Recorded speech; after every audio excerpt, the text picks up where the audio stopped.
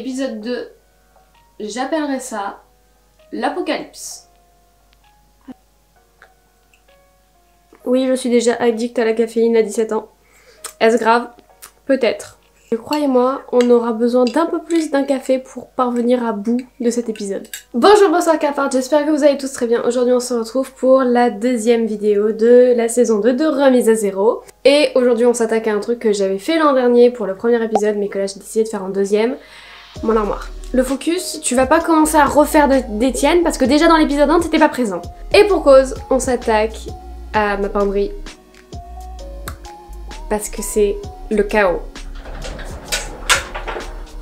Et ça, c'est que la partie émergée de l'iceberg. Le fait est, tous les ans, je fais une chose et je pense que c'est une des meilleures habitudes que j'ai pu adopter. C'est que je fais le tri, je range et je réorganise le tout pour que à la rentrée, je puisse pouvoir m'étrangler avec mes cols roulés afin de ne pas aller en cours. Et comme je trouve les vidéos de vide dressing très satisfaisantes, à chaque fois, je le filme.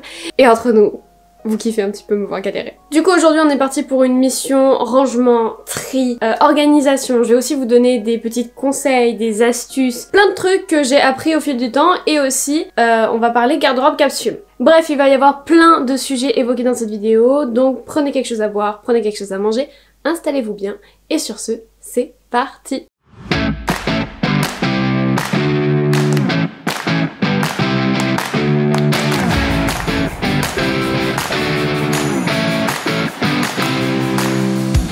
Regardez la vidéo de l'an dernier, vous savez que la première étape lors d'un tri c'est de tout sortir. Donc je ne vais pas sortir ma penderie et mes vêtements pliés, je vais plutôt faire l'un puis l'autre, ce sera quand même beaucoup plus pratique. Mais une chose est sûre, pouvoir étaler devant soi tout ce qu'on a, ça nous permet de nous rendre compte des choses que l'on met, des choses qu'on ne met pas, et aussi de combien on consomme. Et ça, vous allez voir qu'on va pas mal en parler pendant cette vidéo.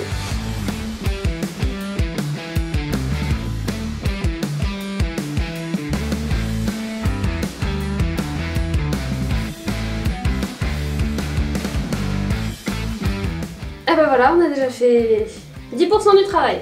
Comme on se retrouve, ça fait 1 an et je n'ai toujours pas perdu ma mauvaise habitude de toujours faire le tri à partir même du sol. Derrière moi, on a la pile de vêtements que j'avais mis au rebut du coup l'an dernier, donc qui sont sur mon Vinted mais qui se sont pas encore vendus. Est-ce que je suis allée chez coiffeur? Oui. Est-ce qu'il m'a raté? Peut-être. Peut-être bien. Peut-être que j'ai une coupe qui ne ressemble à rien, avec une frange rideau qui n'est pas symétrique, et voilà. Au niveau des critères de tri, vous êtes assez libre. Moi personnellement, j'en ai 3-4. Donc les vêtements que je porte tout le temps, les vêtements saisonniers, les vêtements qui ont une attache émotionnelle forte, et là pour cela je fais l'exception de la vente. Et le reste c'est soit à vendre soit à donner, donc à vendre s'il est en bon état, à donner s'il l'est pas. Sachant que dans le lot, je pense que peut-être ça s'est vu, peut-être que vous avez vu des étiquettes ou quoi, j'ai fait du shopping pour commencer à me créer une garde-robe capsule. Ce top par exemple fait partie des éléments que j'ai achetés et que j'ai déjà rentabilisé très bien vu que j'ai passé tout mon été dedans. Donc voilà, si vous apercevez des vêtements avec des étiquettes, ne vous en faites pas, je ne les ai pas depuis des mois, ils ne sont pas là à ne pas être mis. Je les ai achetés peut-être il y a 2 semaines à tout péter et je ne les ai pas encore mis puisque je ne sors pas et donc je ne m'habille pas pour sortir. Du coup, comme je vous disais, au niveau des critères de tri, vous êtes assez libre de faire ce que vous voulez. La seule chose, c'est que les choses que vous ne portez pas, il faut les enlever. Ça peut être assez compliqué au début de jeter des choses ou de vendre des choses puisqu'on a une attache émotionnelle. Après, moi je commence à entrer vraiment dans le style de vie, j'irai pas jusqu'à dire minimaliste, mais beaucoup plus responsable et j'achète ce dont j'ai besoin plus ce dont j'ai envie. C'est pour ça que j'ai commencé à mettre en place une garde-robe capsule du coup dans ma garde-robe. Certes avec des articles de fast fashion puisque je les ai achetés dans des magasins assez populaires. Et je sais que peut-être ça va paraître étrange pour certaines personnes, qu'on va me jeter la pierre en me disant c'est pas éco-responsable, c'est pas responsable puisque tu achètes chez Jennifer. Le fait est, je n'ai pas des milliers des cents à mettre dans ma garde-robe. Voilà. Ce qu'il faut comprendre avec le concept de la garde-robe capsule, c'est que on ne peut pas la mettre en place d'un coup et on n'a pas forcément les moyens de s'acheter tout de suite des pièces de grande qualité. Par exemple, moi pour l'instant, je m'achète mes vêtements avec mon argent de poche, ma mère me paye aussi des fringues, mais on n'est pas riche. Je ne peux pas aller m'acheter des tops comme ça, tout en coton, machin, etc. à 60 balles l'unité. C'est pas possible. Par contre, ce que je peux faire à mon échelle, c'est acheter peut-être 3 tops comme ça, c'est ce que j'ai fait, donc un beige, un blanc, un noir, et me dire que maintenant j'ai des débardeurs de couleurs, donc je n'ai plus besoin d'acheter d'autres débardeurs. Donc oui, c'est pas encore l'idéal, mais de toute manière, personne n'est parfait, donc j'essaye d'avancer vers une mode beaucoup plus responsable et une consommation de vêtements beaucoup plus responsable, mais je ne peux pas passer du jour au lendemain à une garde-robe éthique, que j'ai acheté aux artisans du coin parce que bah, y en a pas, avec des matériaux qui respectent totalement l'environnement, etc. C'est tout simplement impossible. Bref, moins de blabla, plus d'action, on a une pile de vêtements à trier et pas mal de choses à ranger. Je sens qu'on va tomber sur pas mal de choses comme celle-ci qui sont à Elodie. Elodie, s'il te plaît, viens chercher ta chemise. En plus, celle-là, on l'a achetée ensemble. Qu'est-ce qu'elle fout chez moi?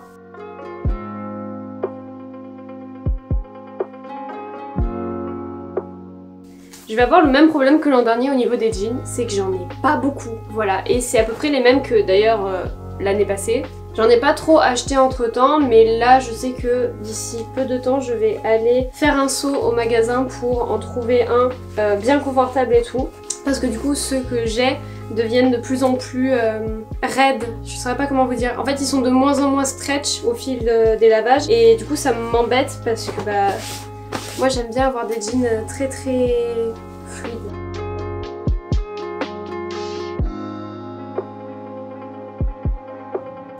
Et vous voyez quand je vous dis que je n'achète pas des pièces de grande qualité, c'est vrai. Par exemple ce sous-pull que j'ai depuis 2-3 ans maintenant, il vient de chez Primark, il m'a coûté 8 balles. Ce que j'essaye de vous dire c'est que ne vous restreignez pas, enfin n'essayez pas d'aller chercher dans des trucs hyper chers qui vous mettent en fait dans la merde financièrement. Parfois mettre en place une garde-robe capsule, ça se fait simplement par le fait de 1.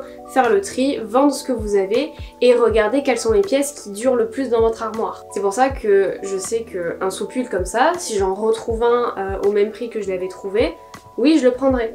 Et encore une fois, si j'avais plus d'argent, évidemment que j'investirais dans des pièces qui seraient plus éthiques, etc.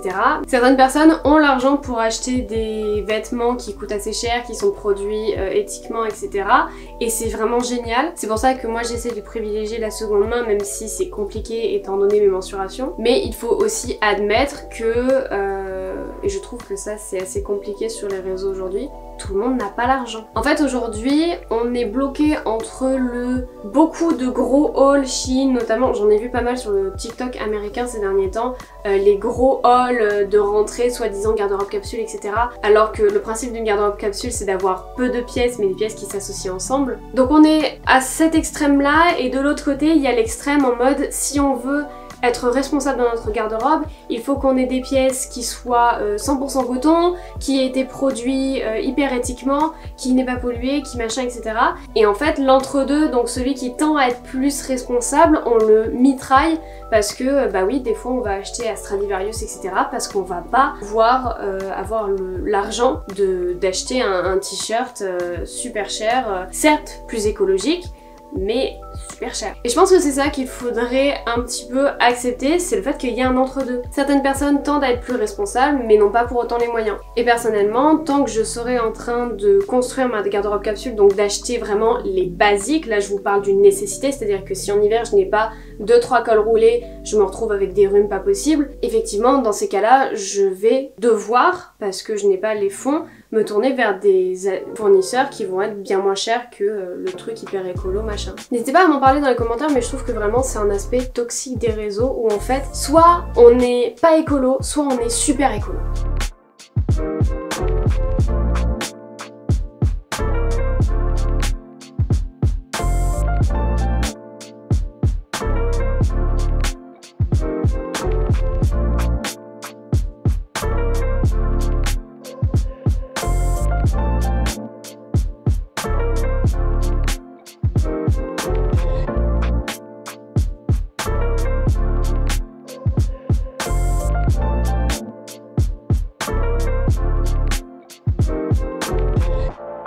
Ça va faire bientôt 1 heure et des brouettes que je range, que je replie, surtout c'est du repliage. Mais du coup il y avait un autre truc dont je voulais vous parler, c'est le rôle des vêtements dans la confiance en soi.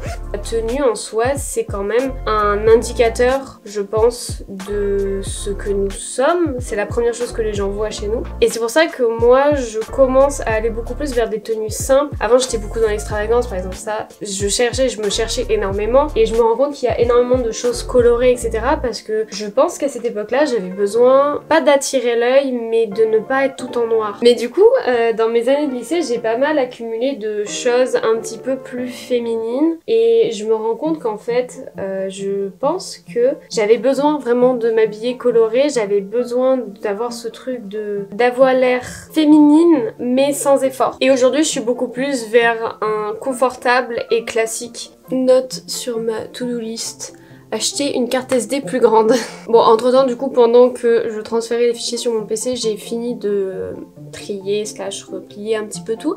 Mais je vais quand même finir ce que je disais tout à l'heure. Par rapport à mon style vestimentaire, vraiment, quand je vois aujourd'hui mes vêtements, il y en a peu où je me dis, je suis vraiment bien dedans. Il y a un truc que je faisais quand j'étais au collège, notamment parce que j'avais des problèmes de TCA et de dysmorphophobie, que par exemple les jeans je les prenais toujours extrêmement serrés et je serrais la ceinture à fond les ballons et en fait du coup ça m'a, je pense, donné une image du jean vraiment très très mauvaise. Mais du coup j'ai un skinny que je mets tout le temps et en fait je saurais pas comment vous dire, ça m'a marqué. Le fait de ne pas être bien dans mes vêtements, c'est un truc dont je me rends compte, c'est qu'en fait il y a peu de choses dans lesquelles je me sens vraiment à l'aise. Il y a plein de trucs comme ça et en fait je me rends compte, du coup j'en viens à la conclusion, vous inquiétez pas, ça va quelque part. je me rends compte que avant, je pense, de mon collège à ma seconde, voire même un peu à ma première, je m'habillais beaucoup pour les autres. En fait je voulais être colorée, je voulais pas avoir l'air déprimée ou déprimante, je voulais avoir l'air très ouverte, donc toujours en haut coloré, des jeans, des baskets, etc. Mais c'était pas forcément un style dans lequel je me plaisais particulièrement, c'est d'ailleurs pour ça que je changeais très souvent. Genre un jour je peux venir en jean, t-shirt et le lendemain venir en robe tailleur, enfin c'était un bordel. Et en fait aujourd'hui la différence c'est que j'achète les vêtements principalement pour moi. Finalité de cette histoire, habillez-vous pour vous, ne vous habillez pas pour les autres. Et si vous avez envie d'avoir un style décalé, ayez un style décalé. Si vous avez envie de mettre des bottines à talons alors que vous êtes au lycée, mettez des bottines à talons. Si vous voulez mettre des talons aiguilles, mettez des talons aiguilles. Mais bordel, qu'est-ce qu'on en a à faire du regard des gens, que ça fasse tapin, que ça fasse femme d'affaires, que vous ressembliez à un prof selon vos potes. Et il y a un autre truc aussi sur lequel je voulais m'arrêter, c'est le truc de habillez-vous pour la personne que vous voulez devenir. Donc je tends plutôt vers un style assez simple mais classe. Et je pense que c'est parce que maintenant, aujourd'hui, je ne veux plus être remarquée et open bar. Je saurais pas comment vous dire, mais je veux plus être la meuf qui s'habille colorée et simple, enfin dans les tendances etc. pour plaire. Je veux être la meuf qui s'habille comme elle en a envie et qui a envie d'être prise au sérieux. C'est un des travaux que je fais pas mal sur moi-même, c'est de réussir à m'imposer parce que j'ai souvent été piétinée et en tant que jeune fille de 17 ans, très souvent je suis discréditée sur plein de choses. Voilà, je suis trop jeune pour savoir telle ou telle chose, je suis trop jeune pour m'habiller de telle ou telle façon, j'ai l'air d'une daronne, machin, etc. Et en fait ça me casse les pieds. On ne va pas dire d'insulte. Et en fait maintenant je pense que je m'habille pour moi, je m'habille pour être confortable et pour tendre à cette image de femme qui s'assume au final. Je pense vraiment que je pars plutôt dans cette direction et vous savez quoi, je suis très contente de le remarquer même en voyant l'évolution de mon style vestimentaire. Ça me plaît. Non, je suis pas du style à porter un tailleur tous les jours, mais j'aime les pantalons larges, j'aime les t-shirts simples dans lesquels j'ai pas besoin de mettre de soutif, j'aime les pulls tout doux à l'intérieur mais qui sont bien coupés, bref. Et aujourd'hui je ne me prive plus de ces choses-là pour faire plaisir aux gens. Et je vous invite à faire de même. Bref, sur ces belles paroles, il serait temps que je range un peu tout ce bordel, parce que c'est pas que l'heure tourne, mais elle tourne.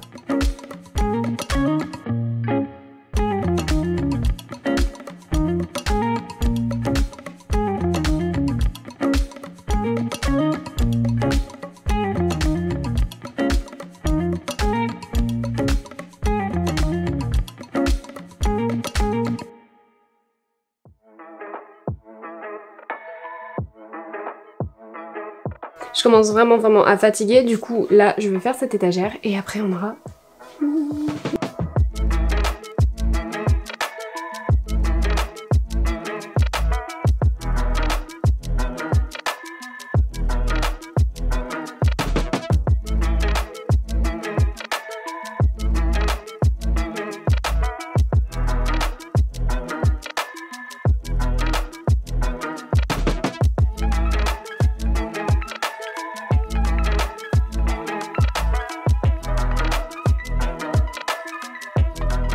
Il est pratiquement 16h, donc ça veut dire que en tout ça m'aura pris environ 2h30 et je dois vous avouer que je suis un petit peu en nage.